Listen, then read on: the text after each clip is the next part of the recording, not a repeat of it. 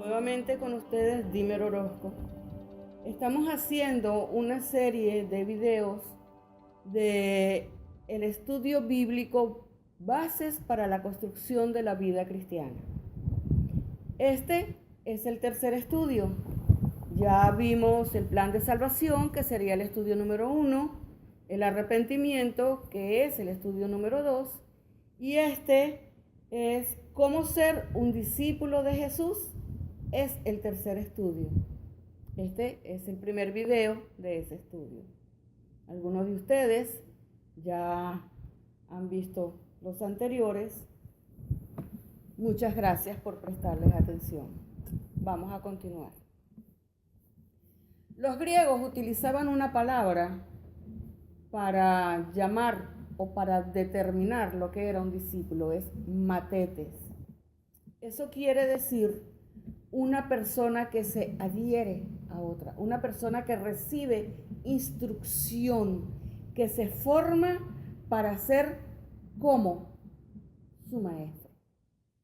Entonces, un discípulo es una persona que imita, que sigue los pasos, que se forma de acuerdo a cómo es su maestro, a lo que recibe de su maestro. Lo sigue. Nosotros nos consideramos discípulos de Jesucristo. Por lo tanto, tenemos que poner en práctica sus enseñanzas, tenemos que poner en práctica sus palabras para llegar a ser como nuestro maestro. Esa es la finalidad.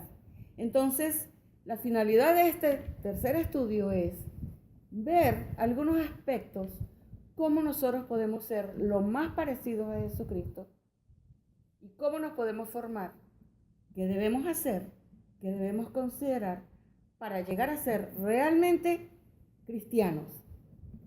Cristianos quiere decir seguidores de Cristo, discípulos de Jesús.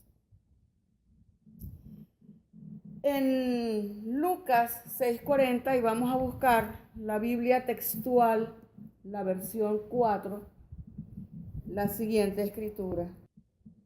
Lucas 6:40, un discípulo no es superior a su maestro, pero cuando ha sido bien instruido, será como su maestro. Por eso nos tenemos que preparar, instruir. Claro, esa es función de la persona que nos discipula, pero nosotros también podemos buscar por nuestra cuenta. Hay algunas ideas, ¿no? Primero, que tenemos la palabra que Él nos dejó escrita para que nosotros pudiéramos seguir esas instrucciones y lograr y llegar a ser como Él. Entonces, ¿quién es un discípulo? Un discípulo es una persona que ha creído en la palabra de Jesús, por lo tanto es un hacedor de la palabra, no tan solo un oidor, como lo dice Santiago 1 del 21 al 25. También un discípulo es una persona que ama a los hermanos. Vámonos para Juan 13, 34, 35. Un mandamiento nuevo os doy, que os améis unos a otros como os amé, que también os améis unos a otros. En esto conocerán todos que sois mis discípulos, si os tenéis amor unos a otros. Como Él nos ha amado, nosotros tenemos que amar a los demás, especialmente a nuestros hermanos en la fe, como Él nos amó. Y todos, o sea que es visible, todo el resto de las personas que nos conocen verán que nosotros tenemos amor unos por otros, porque seguimos las indicaciones de nuestro Maestro. Ser cristiano no es alguien que sigue una religión, sino es una persona que tiene un estilo de vida como el de Jesucristo. Él nos dejó unas condiciones. Vamos a irnos a 2 de Corintios 6, del 14 al 18. Lo vamos a leer en la versión La Biblia al Día. No se unan en matrimonio con los que no aman al Señor, porque ¿qué puede un cristiano tener en común con los que viven entregados al pecado? ¿Cómo puede la luz llevarse bien con la oscuridad? ¿Y qué armonía puede haber entre Cristo y el diablo? ¿Cómo puede un cristiano estar de acuerdo con un incrédulo? ¿Y qué unión puede existir entre el templo de Dios y los ídolos? Ustedes son el templo de Dios, del Dios viviente. Y el Señor dijo de ustedes: viviré en ellos y caminaré entre ellos y seré su Dios y ellos serán mi pueblo.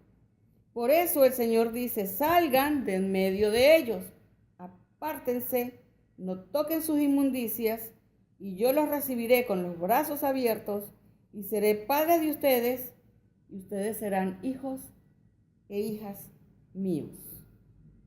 Esto fue 2 de Corintios 6, del 14 al 18 en la Biblia al Día. Ahorita vamos a leer una escritura de una sola línea. Amós 3:3. ¿Andarán dos juntos si no estuvieran de acuerdo? Por lo tanto, si nosotros andamos con personas del mundo, si nosotros somos socios o nos unimos en matrimonio con personas que no sigan a Jesucristo, que no amen a Dios como lo amamos nosotros, ¿qué es lo más probable? Nosotros siempre vamos con la convicción, con la fe, que podemos llevarlos del mundo al reino de Dios. Esa siempre es nuestra esperanza. Pero es siempre una realidad. ¿Cuántas veces nos sucede lo contrario? Que por estarnos uniendo a los incrédulos, por estarnos uniendo a personas que no aman a Dios, que no siguen sus mandamientos, que no tienen una vida excelente de santidad, volvemos a nuestra vida anterior, a lo que estábamos acostumbrados a hacer antes de conocer a Jesús. Entonces, Pablo fue muy claro en decir: no se unan ni siquiera en sociedad, porque los socios tienen mucha influencia en nuestra forma de pensar. Además, si un socio vive en pecado, lo más probable es que afecte tu finanza, porque es plata de Dios, plata del reino, que se está yendo en malos manejos. Y muchas veces ni siquiera nos damos cuenta. Entonces, ¿qué requiere ser un discípulo de Jesucristo? Obediencia. Tenemos que obedecer lo que Él nos ha mandado y no permitir que ninguna persona, familiar, amigos o de cualquier manera, influyan en nuestra manera de pensar. A veces nos alejamos de Jesús porque el amigo, el mejor amigo, la mejor amiga nos dijo que nos estaban lavando el cerebro, que ahora somos fanáticos. Bueno, déjenme decirles que eso es parte de la persecución, mínima parte, que nos corresponde cuando empezamos a seguir a Jesús. A veces sucumbimos, nos importan más las opiniones de ellos que la opinión de Dios, que la opinión de Jesucristo. Personalmente, yo recomiendo a mis discípulos que tengan un tiempo de separación del mundo. ¿Qué es? ¿Que nunca más vuelvan a hablar con ellos? No. Que paren esa amistad tan cercana, que paren de escucharlos, básicamente. Por un tiempo. Que se separen mientras estudian, mientras leen las Escrituras, mientras hacen estos estudios que estamos haciendo, las bases para un cristianismo verdadero, para que se construya una vida espiritual, una vida cristiana con bases fuertes. Mientras eso sucede, te vas preparando para lo que viene. Cuando tú regresas y nuevamente escuchas lo mismo, porque nunca cambian, en donde estaban la última vez que hablaste con esa persona, te va a repetir lo mismo, pero para ti ya no va a ser tan importante. En Éxodo 34, 15, 16 dice: no sea que hagas alianza con el habitante del país y cuando se prostituyan tras sus dioses y sacrifiquen a sus dioses, te inviten y comas de su sacrificio.